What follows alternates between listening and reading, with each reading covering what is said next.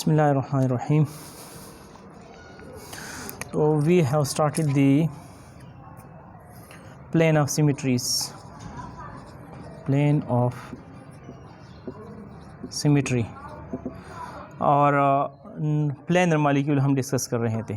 पहले हम planar molecule लेते हैं। प्लेनर मालिक्यूल्स दो कर दिए थे। So today we discuss some more planar molecules, for examples N and F and F। ये एक planar molecule है।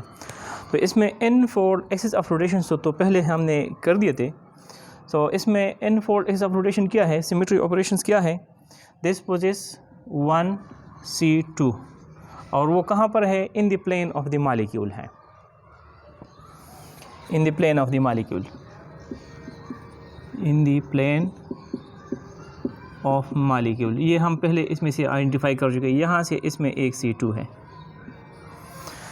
अब इसके अलावा इसमें हमने अभी देखना है कि कोई सिमेट्री प्लेन B है या नहीं है। तो चूँकि ये एक प्लेनर मालिक्यूल है तो इसका मतलब इसमें एक प्लेन तो है ही। कौन सा plane? The plane of framework of the molecule, यानी जिस प्लेन में, इस बोर्ड के प्लेन में ये सारे एटम है ना, तो एक तो यही प्लेन है। यहाँ से अगर हम रिफ्लेक्ट कर लेते हैं, फॉर एग्जांपल ये मॉलिक्यूल है, इसके यहाँ पर हम मिरर लगा लेते हैं, यहाँ पर ऐसे मिरर लगा लेते हैं, तो इसका इमेज कैसे नज़र आएगा? एग्जैक्टली यही इसका इमेज होगा, सिर्फ इसका जो ये लेफ़्ट साइड है मिरर इमेज में इसका राइट आ जाएगा। या अगर हम इसको यहाँ से काट लेते हैं, दूसरे लफ्ज़ में यहाँ से इसको काट लेते हैं, यानी N को N और ये F और F यहाँ से हम इसको काट लेते हैं, तो ये दो हिस्सों में डिवाइड हो जाएगा और एक पार्ट दूसरे पार्ट की मिरर इमेज है। फॉर एग्जांपल यहाँ पर अगर हम इस पर ये डॉट लगा लेते हैं और जब हम इसको इस प्लेन से रिफ्लेक्ट करते हैं सिग्मा से, कौन सा plane? Plane of framework of molecule. जब इससे हम रिफ्लेक्ट कर लेते हैं, यहाँ पर मिरर लगा लेते हैं, तो क्या हो जाएगा, ये डॉट वाले जो फ्रंट है ये बैक में हो जाएगा, तो इसका इमेज हो जाएगा, ये होगा ना। ये अगर 1 है, ये 2 है, तो ये 1 और ये 2, तो यहाँ पर ये 1 और 2 ही रहेगा और ये 1 और ये 2। So this poses a symmetry plane. अब ये सिमेट्री प्लेन कौन सा है? अब इसमें यहाँ पर C2 है ना, इस मार्कर के, जब हम इसको रोटेट कर रहे हैं तो इसमें एक C2 था, तो ये C2 इसी प्लेन में से है। So therefore this plane is sigma V। एक तो इसमें ये प्लेन है। इसके अलावा ये हमने यहाँ से कर लिया। दूसरा प्लेन अगर इस प्लेन से हम रिफ्लेक्ट करते हैं, यहाँ से मिरर लगाते हैं या इसके नीचे मिरर लगाते हैं, तो वो मिरर प्लेन होगा या नहीं होगा, देखिए उसको भी देख लेते हैं।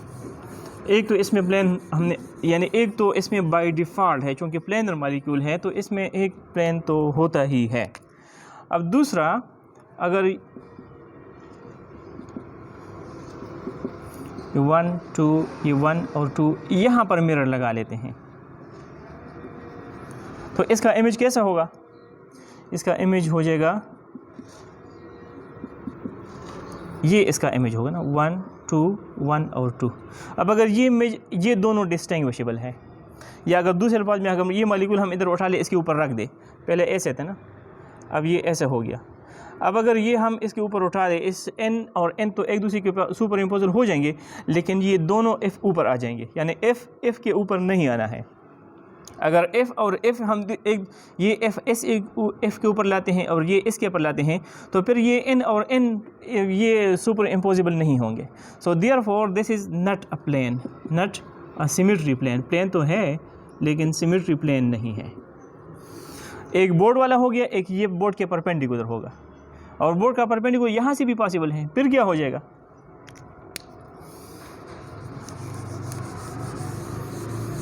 यानी अगर हम इसमें से मिरर लगा लेते हैं, यहाँ पर इधर मिरर लगा लेते हैं, तो फिर क्या होगा, तो इसका इमेज कैसे होगा? ये N कौन सा हो जाएगा? ये 2 हो जाएगा इसका, और 1, और यहाँ पर ये F2 और ये F1।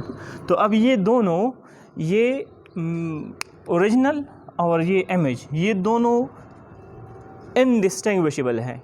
So therefore this is also a mirror plane. इस सेंटर में से, या दूसरे अल्फाज में यहाँ से अगर हम इसको काट लेते हैं तो ये क्या हो जाएगा, ये एक पार्ट बन जाएगा और इस तरह दूसरा पार्ट ये हो जाएगा ना।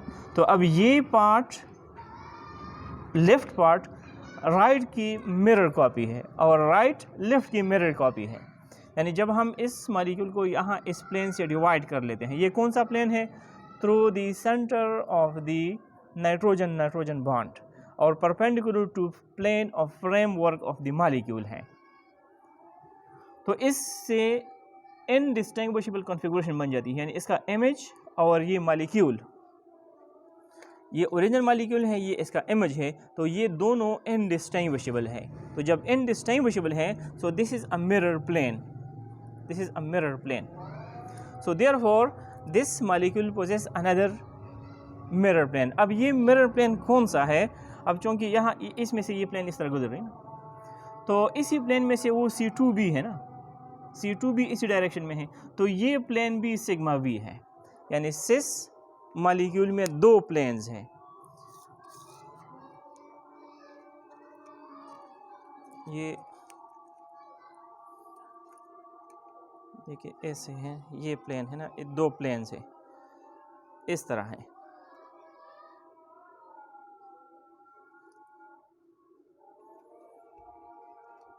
इन दो प्लेन्स की देखिए, एक प्लेन ये है जो सबको काट रहा है, सारे एटम्स को, और दूसरा प्लेन इसके सेंटर में से है। अब वो C2 इन दोनों प्लेन में से है, ये C2 है इसका, वो इन दोनों प्लेन में से हैं। C2 एक लाइन है जो इन दोनों प्लेन का हिस्सा है, ये ऐसा है।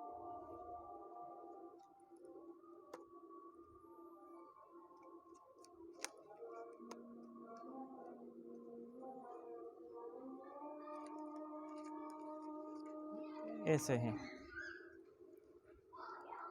एक प्लेन में सारे एटम्स है और दूसरा प्लेन इसको काट रहा है और इसके सेंटर में से C2 है। तो this molecule poses 2 sigma V, यानी N और F। एक इसमें C2 है, वो in the plane of the molecule है, और एक इसमें सिग्मा V है और दूसरा भी इसमें सिग्मा V है। तीन सिमेट्री ऑपरेशन है इसमें, सिमेट्री एलिमेंट सिमेट्री ऑपरेशन। अब अगर इसको हम ट्रांस कर लेते हैं तो फिर क्या हो जाएगा, in case of trans molecule,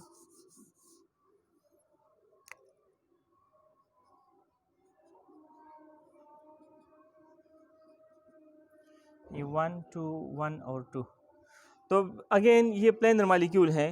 तो जब प्लेनर मॉलिक्यूल है तो एक प्लेन तो इसमें बाय डिफ़ॉल्ट है, ये ट्रांस है, तो एक प्लेन तो इसमें बाय डिफ़ॉल्ट है। कौन सा plane, plane of the framework of the molecule. और इसमें एक C2 है, वो हम पहले आइडेंटिफाई कर चुके हैं, कहाँ पर है, जब इसको ऐसे रोटेट करते हैं तो ये F1 ऊपर हो जाएगा और फिर रोटेट करते हैं तो ऐसे हो जाएगा ना। तो अब ये एक रोटेशन है through an axis which is perpendicular to plane of the molecule, इस बोर्ड के परपेंडिकुलर है यहाँ पर।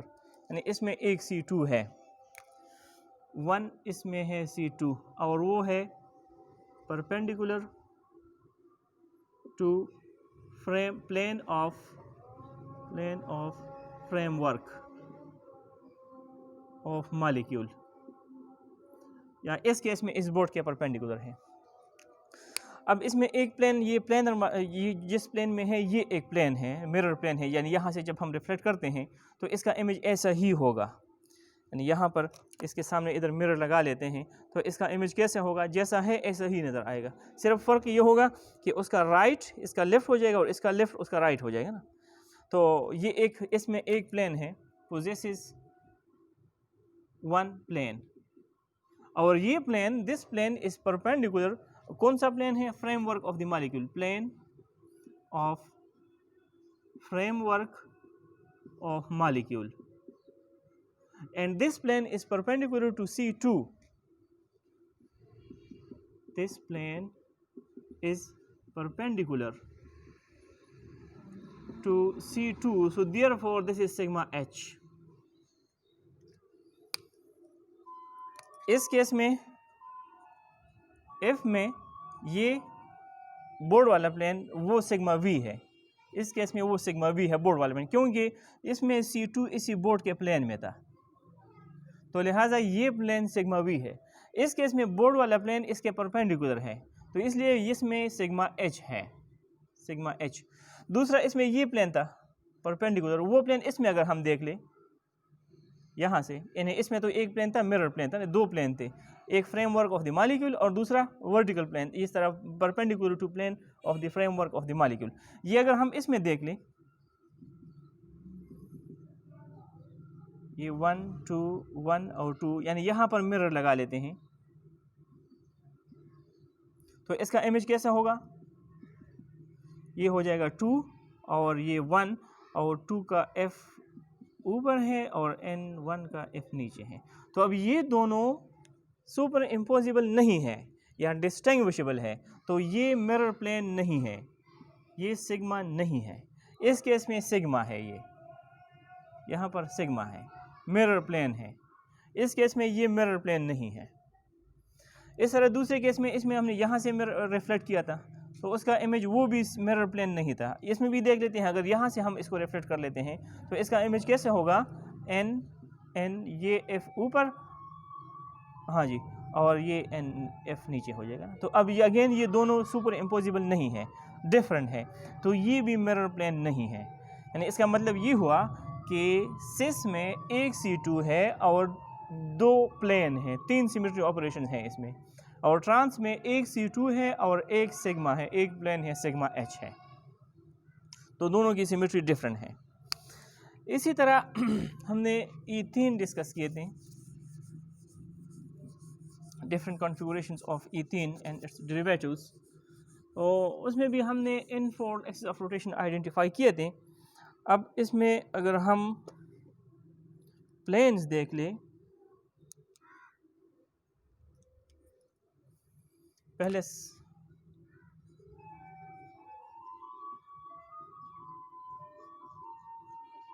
ये है ना इनफोल्ड एक्सिस ऑफ रोटेशन, इसमें से एक C2 है perpendicular to plane of the molecule, C2 perpendicular to plane of molecule, और एक C2 था along the carbon carbon bond, C2 along carbon carbon bond, और एक C2 यहाँ सेंटर से था, और एक C2 है through the centre of carbon carbon bond. ये 3 C2 थे। अब इसमें प्रिंसिपल एक्सिस कौन सा होगा, आप जो भी ले लें। लेट्स सपोज हम ये प्रिंसिपल एक्सिस लेते हैं, ये जो परपेंडिकुलर है, तो एक तो प्लेनर मॉलिक्यूल है, तो इसमें एक प्लेन तो है ही, कौन सा वाला प्लेन, जिस प्लेन में ये पड़े हुए हैं।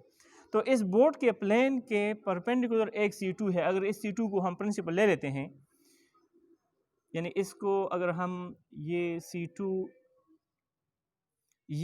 यानी C2 if C2 perpendicular to plane of molecule is considered as principal axis,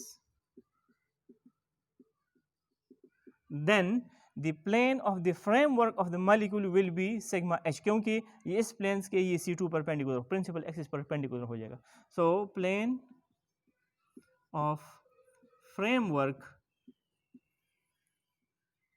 framework of molecule is sigma h,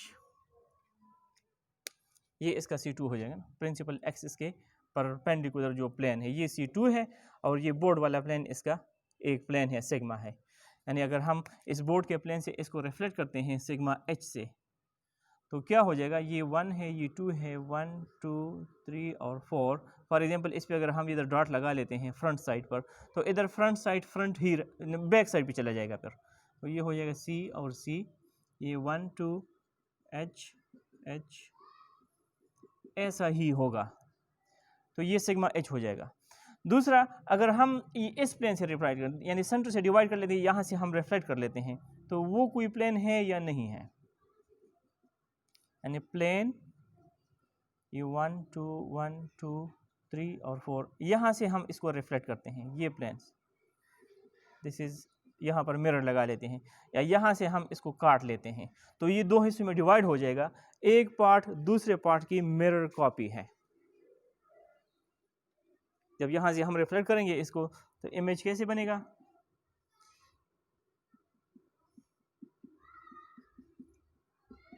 ये हो जाएगा ये 2 और ये 1 और 3 4 और 1 और 2। तो ये दोनों क्या है? ये इनडिस्टिंग्विशेबल है। ओरिजिनल और इसका मिरर इमेज ये दोनों इनडिस्टिंग्विशेबल है, या ये सुपर इम्पोजिबल है। So therefore this is also a mirror plane. या इसको यहाँ से डिवाइड कर लेते हैं, इस पार्ट यहाँ से डिवाइड करते हैं, तो क्या हो जाएगा? ये एक पार्ट इस तरह हो जाएगा और दूसरा पार्ट ये मॉलिक्यूल दो हिस्सों में कट जाएगा। यहाँ से हमने इसको डिवाइड कर दिया है, इस प्लेन से इसको कट देते हैं। तो अब इससे दो पार्ट्स बनेंगे, एक पार्ट दूसरे की मिरर कॉपी है। यहाँ पर अगर हम मिरर जिस प्लेन से काटा गया है वहाँ पर मिरर लगा लेते हैं, तो इसका इमेज कैसे बनेगा? इसकी तरह। और इसका इमेज कैसा होगा?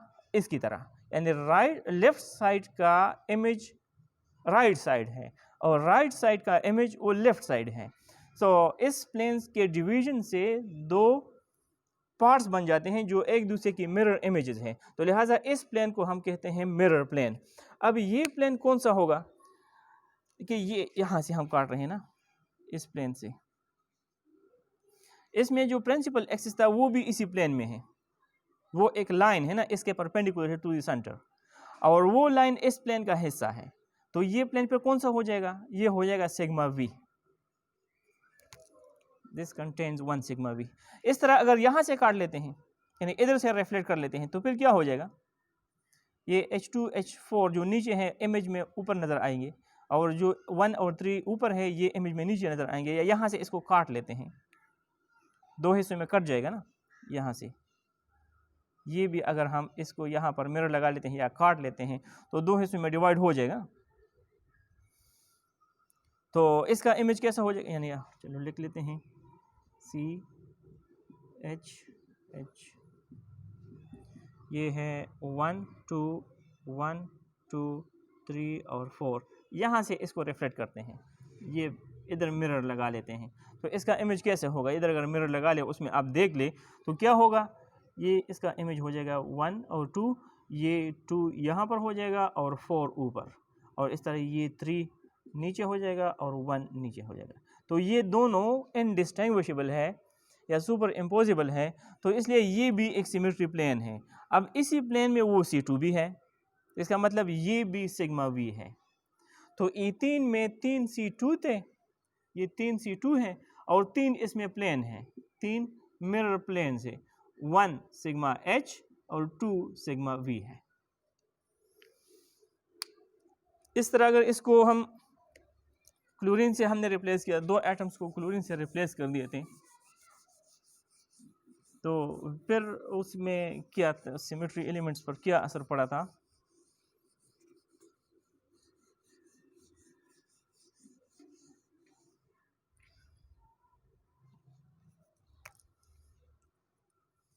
ये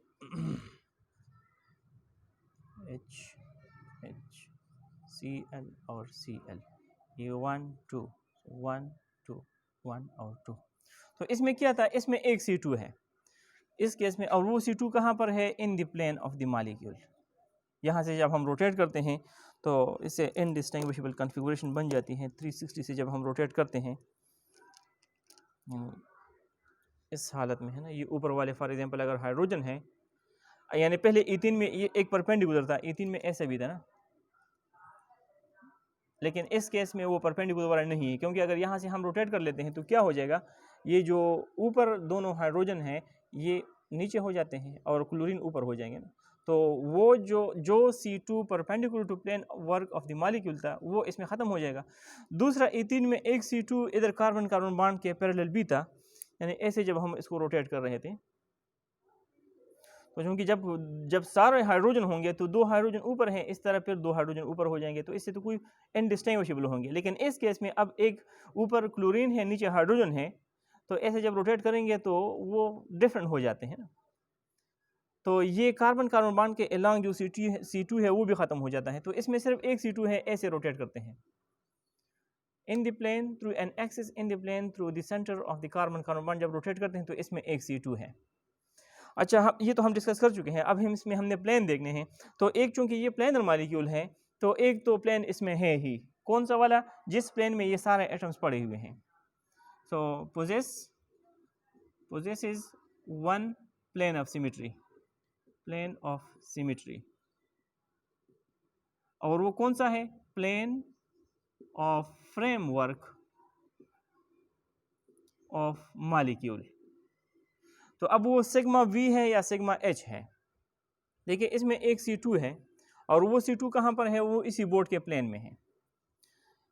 यहाँ से हमने इसको डिवाइड करना है ऐसे, इस प्लेन से सारे 6 के 6 एटम्स को हमने काटना है। तो फिर इससे जो मिरर इमेज बनेगा वो इसी की तरह होगा। तो वो दोनों एक दूसरे के मिरर कॉपी है। या यहाँ से जब हम रिफ्लेक्ट कर लेते हैं तो इसका इमेज सुपर इम्पोजिबल यानी इसी की तरह होगा, सिर्फ राइट और लेफ्ट चेंज हो जाएंगे। तो ये एक प्लेन है और इसी प्लेन में वो C2 भी है, यहाँ से C2 था इसमें थे। तो ये प्लेन इसका हो जाएगा सिग्मा V। अच्छा, E3 में इसके अलावा यहाँ से हमने रिफ्लेक्ट किया था वो एक सिग्मा था, सिग्मा V था। वो सिग्मा इसमें है या नहीं है, ये तो हो गया, ठीक है, ये सिग्मा V हो गया। नहीं, ये सिग्मा, ठीक, जो फ्रेमवर्क ऑफ द मॉलिक्यूल था, फ्रेमवर्क ऑफ द मॉलिक्यूल जो E3 में था वो सिग्मा H था। इस केस में ये सिग्मा V हो गया। अब अगर यहाँ से रिफ्लेक्ट कर लेते हैं तो E3 की केस में B था। अब इसमें देख लीजिए इसमें है या नहीं है, यानी C H H, ये 1 2 1 2 और 1 और 2, यानी इस यहाँ पर मिरर लगा लेते हैं और इसको रिफ्लेक्ट कर लेते हैं या इधर सेंटर से इसको डिवाइड करते हैं तो इससे 2 पार्ट्स बन जाते हैं। या इसका इमेज कैसे होगा, C, ये हो जाएगा 2 और ये 1 और ये हो जाएगा 1 और यहाँ पर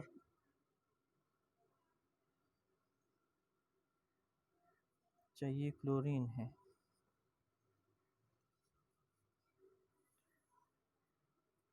तो ये H1 और यहाँ पर H2 और 1 और 2, ये क्लोरीन 2 और ये क्लोरीन 1।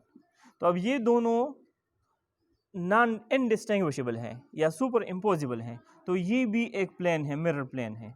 और ये प्लेन यहाँ पर ये है ना, अब इसी प्लेन में वो C2 भी है, इस प्लेन में, यानी इस प्लेन में भी C2 आता है और इस प्लेन में भी C2 आता है क्योंकि सेंटर में से हैं। तो लिहाजा ये भी सिग्मा V है। तीसरा प्लेन यहाँ से अगर डिवाइड कर लेते हैं, इधर मिरर लगा लेते हैं तो फिर क्या होगा, E3 के केस में ये भी एक मिरर प्लेन था, लेकिन इस केस में देखते हैं कि है या नहीं है। तो ये क्लोरीन ऊपर हो जाएंगे और H नीचे आ जाएंगे। तो अब ये दोनों डिस्टिंग्विशेबल है, डिस्टिंग्विशेबल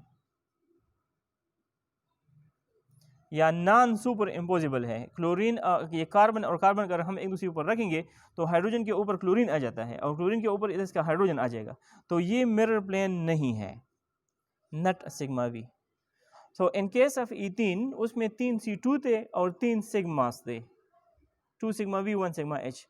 जब हम 2 हाइड्रोजन को रिप्लेस करते हैं बाय क्लोरीन और वो सिस हो तो इसमें एक C2 और 2 प्लेन्स रह जाएंगे, यानी 3 सिमेट्री ऑपरेशन। उस केस में 6 सिमेट्री ऑपरेशन थे, अब इसमें 3 हो गए। अब जब इसको ट्रांस कर लेते हैं तो फिर क्या होगा,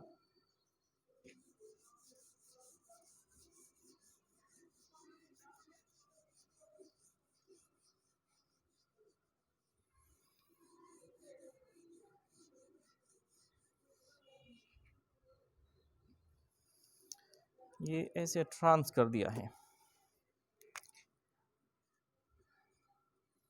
H H Cl और Cl, ये 1 है ये 2 है, तो ये 1 2 1 और 2 इस फॉर्म में है ना। तो इसमें एक C2 है सिर्फ, वो पहले हम आइडेंटिफाई कर चुके हैं। कहाँ पर है, perpendicular to frame of the plane of the framework of the molecule, यानी इसमें यहाँ पर है क्लोरीन है और ये H है। जब इसको ऐसे रोटेट कर लेते हैं तो इस H के ऊपर यही H ने आना है, ऐसे हो जाएगा। यानी इधर रेड ही आएगा, ये रेड वाला इधर आ गया है ना। तो ये इनडिस्टिंग्विशेबल कॉन्फ़िगरेशन C2। तो इसमें एक C2 है और इसमें कोई नहीं है। अगर along the carbon carbon bond rotate करते हैं तो ऐसे हो जाएगा ना, पहले राइट वाला अगर ऊपर है रेड, तो जब रोटेट कर लेते हैं तो फिर ये रेड नीचे आ जाता है, लेफ्ट वाला ऊपर हो जाता है। तो ये C2 पॉसिबल नहीं है। और इसके अलावा ये यहाँ से ये वाला C2 भी पॉसिबल नहीं है, क्योंकि अगर ये लेफ़्ट पर रेड है तो जब ऐसे रोटेट करेंगे तो लेफ्ट हो जाएगा। तो इसमें सिर्फ एक C2 है और वो है perpendicular to plane of the framework of the molecule. अब प्लेन इसमें देखते हैं, चूंकि ये प्लेनर मॉलिक्यूल है तो एक प्लेन तो इसमें है ही, plane of the framework of molecule, ये सिमेट्री प्लेन है। और ये कौन सा होगा? This plane is perpendicular to C2, this plane is perpendicular to C2, so therefore this is sigma H, जो फ्रेमवर्क वाला था। इन केस ऑफ सिस, ये फ्रेमवर्क ऑफ द मॉलिक्यूल वो सिग्मा V था, और इन केस ऑफ E3 ये framework of the molecule उसको हमने सिग्मा H कहा था। इसमें भी सिग्मा H और सिस में वो सिग्मा V है। वो बाकी दो प्लेन अगर हम देख ले,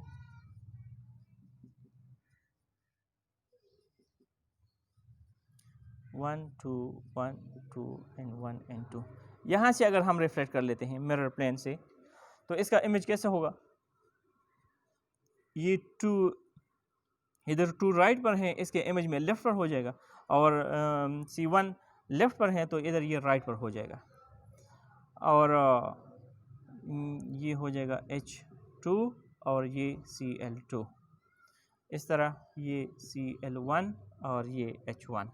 अब ये दोनों डिस्टिंग्विशेबल है, क्योंकि कैसे डिस्टिंग्विशेबल है? लेफ्ट साइड के कार्बन का क्लोरीन ऊपर है, इधर लेफ्ट साइड के कार्बन का हाइड्रोजन ऊपर है। राइट साइड के कार्बन का क्लोरीन नीचे है, इधर राइट साइड के कार्बन का हाइड्रोजन नीचे है। या ये दोनों सुपर इम्पोजिबल नहीं है। इसको अगर हम इधर उठाकर इसके ऊपर रख लेते हैं तो कार्बन और कार्बन तो सुपर इम्पोज हो जाएंगे, लेकिन इस क्लोरीन के ऊपर ये हाइड्रोजन आना है। क्लोरीन 1 के ऊपर हाइड्रोजन 2, हाइड्रोजन 2 के ऊपर क्लोरीन 1, हाइड्रोजन 1 के ऊपर क्लोरीन 2, और क्लोरीन 2 के ऊपर हाइड्रोजन 1 आ जाएगा। या दूसरे अल्फाज में अगर हम इसको इस प्लेन से काट लेते हैं तो इससे दो पार्ट्स बन जाते हैं, ये Cl और H, और CH और Cl। अब यहाँ पर देख लें, यह अगर हम मिरर लगा लेते हैं तो इसका इमेज ऐसा नहीं है, क्योंकि इसका इमेज कैसे बनेगा? इसका इमेज बनना है Cl और H है। जब यहाँ पर मिरर लगा लेते हैं तो इसका इमेज कैसा हो जाएगा? C और L और H, ऐसा इमेज बनेगा। लेकिन ये ऐसा नहीं है, तो इसका मतलब एक पार्ट दूसरे की मिरर कॉपी नहीं है, तो लिहाजा ये सिमेट्री एलिमेंट्स नहीं है, प्लेन ऑफ सिमेट्री नहीं है। तो इस मॉलिक्यूल में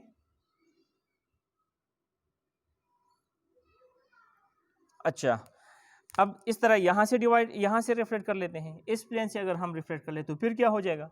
वो भी नहीं बनता, क्योंकि ये C और C2 और 1 तो अपनी जगह पर रहेंगे, लेकिन ये इसका क्लोरीन, इसका H ऊपर हो जाएगा और इधर क्लोरीन आ जाता है 2 और 1, और ये क्लोरीन नीचे और इसका H2, तो ये भी प्लेन ऑफ सिमेट्री नहीं है। तो सिस में भी एक प्लेन है, वो सिग्मा H है ट्रांस में, और सिस में एक प्लेन है सिग्मा V है, और E3 में 3 प्लेन है, सिग्मा H और 2 सिग्मा V। तो ये थे प्लेनर मॉलिक्यूल्स के कुछ एग्जांपल्स। अब चलते हैं नॉन प्लेनर मॉलिक्यूल्स की तरफ।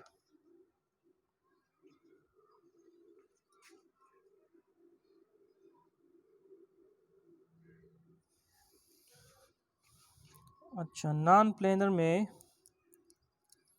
पहले हम एमोनिया ले लेते हैं।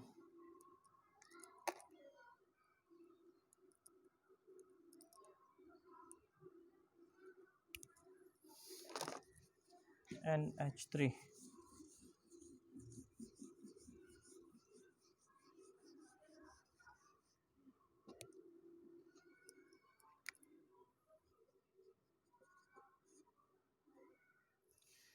ये NH3 है ना। तो इसमें हमने पहले आइडेंटिफाई किया था कि इसमें n-fold एक्सिस ऑफ रोटेशन कहाँ पर है, वो through the vertex of the molecules एक C3 है इसमें, दिस पोजेस 1 C3 है। अब इसमें से अगर हम प्लेन देख लेते हैं, देखिए अगर ये मॉलिक्यूल्स हम ऐसे ड्रा कर लेते हैं, इस फॉर्म में अगर हम लिखना चाहें, जिसमें से ये H और H बोर्ड के प्लेन में हो और नाइट्रोजन बोर्ड के बाहर है, अगर ऐसे लिख लेते हैं वो तो BF3 की तरह हो जाएगा ना, वो सारे प्लेन में है। लेकिन इस केस में ये सेंटर वाला बोर्ड से बाहर है, 3D मॉलिक्यूल है, नॉन प्लेनर है। तो इसको कैसे लिख सकते हैं, देखो अगर हम इसको बाहर वाले को इस तरह ये शो कर लेते हैं और जो इनसाइड है वो को अगर हम ऐसे लिखते हैं, ये भी एक रिप्रेजेंटेशन है, ये हाइड्रोजन 1, हाइड्रोजन 2 और हाइड्रोजन 3 है। अब इस केस में इसका C3 कहाँ पर है, वो इस मार्कर के डायरेक्शन में हो जाएगा, मार्कर के डायरेक्शन में through the vertex of the molecules, ऐसे है ना। इसको ऐसे रोटेट करते हैं तो ये C3 हो जाएगा ना बोर्ड के परपेंडिकुलर। लेकिन अब इस मॉलिक्यूल का क्या मकसद है कि ये जो सर्कल है ये नाइट्रोजन शो करता है, ये बोर्ड से बाहर है, और ये हाइड्रोजन है वो बोर्ड के प्लेन में है। या अगर हम ये कहें कि ये सर्कल है ये बोर्ड के प्लेन में है, तो फिर ये हाइड्रोजन ये बोर्ड के नीचे हो जाएंगे इन साइड में, ऐसा भी हम कंसिडर कर सकते हैं। ऐसे यहाँ पर यानी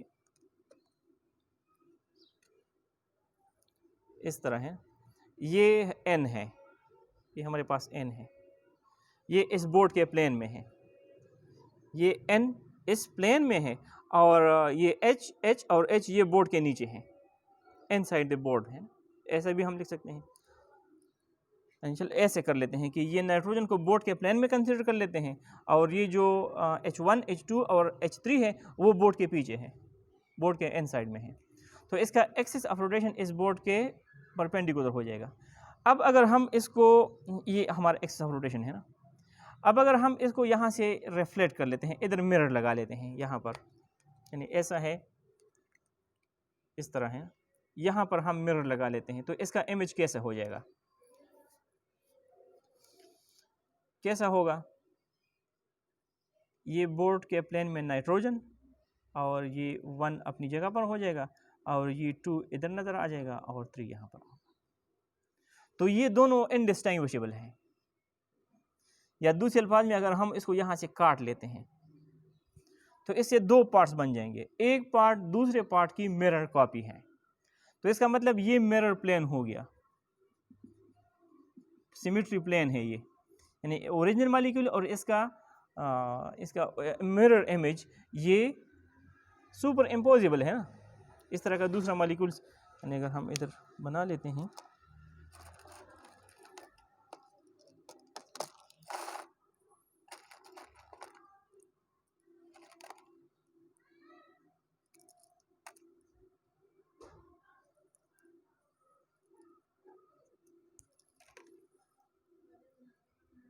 ये एग है, तो इसका इमेज कैसे बनेगा, इसका इमेज ऐसा ही बनेगा, सिर्फ ये जो राइट है इधर लेफ्ट में आ जाएगा। अब ये अगर हम इसको उठा ले, इसके ऊपर रख दें, तो इस तरह ये सुपर इम्पोजिबल है, नाइट्रोजन नाइट्रोजन के ऊपर, हाइड्रोजन हाइड्रोजन के ऊपर एंड सो ऑन। तो इसका तो फिर क्या मतलब हुआ कि ये एक सिमेट्री प्लेन है, मिरर प्लेन है। अब ये मिरर प्लेन कौन सा होगा, इसमें एक C3 भी है, और वो C3 कहाँ पर है, वो इस प्लेन में है ना, जिस प्लेन से हम काट रहे हैं उसी प्लेन में से C3 भी है। तो ये एक प्लेन है जो कि सिग्मा V कहलाएगा। इस तरह अगर हम यहाँ 1 से काट रहे हैं तो 2 से भी कर सकते हैं, यहाँ से कर सकते हैं। फिर इसका इमेज कैसे बनेगा, यानी इस प्लेन से अगर हम इसको रिफ्लेक्ट करते हैं तो फिर क्या होगा, फिर 2 अपनी जगह पर रहेगा, 2 अपनी जगह पर होगा, ये 1 और 3 एक्सचेंज हो जाएंगे, तो यहाँ पर ये हो जाएगा 3 और ये हो जाएगा 1, तो ये भी सिग्मा V है। और इसी तरह तीसरा कौन सा हो जाएगा, यहाँ से 2 से, ये 2 से कर दिया। अच्छा तीसरा इस यहाँ से काट लेते हैं C3 से, यानी पहले हमने क्या है, ये मॉलिक्यूल ना पहले हमने काटा है यहाँ H1 से, नाइट्रोजन और H1 को काट दिया है, तो 2 पार्ट्स बन जाएंगे, दोनों एक दूसरे के मिरर कॉपी है। फिर H2 से काट दिया है और फिर H3 से काट देते हैं।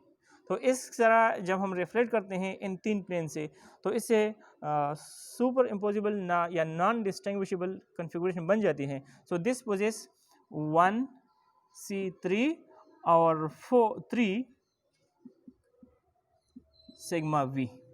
टोटल 4 सिमेट्री एलिमेंट्स अभी तक इसमें हो गए हैं एमोनिया में।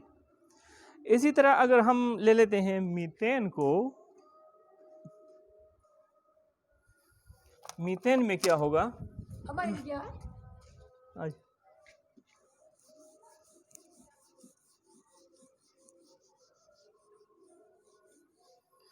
CH4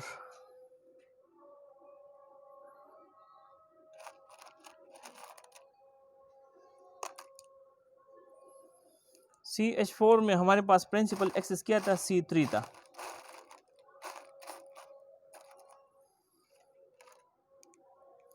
इसमें 3 C3 थे और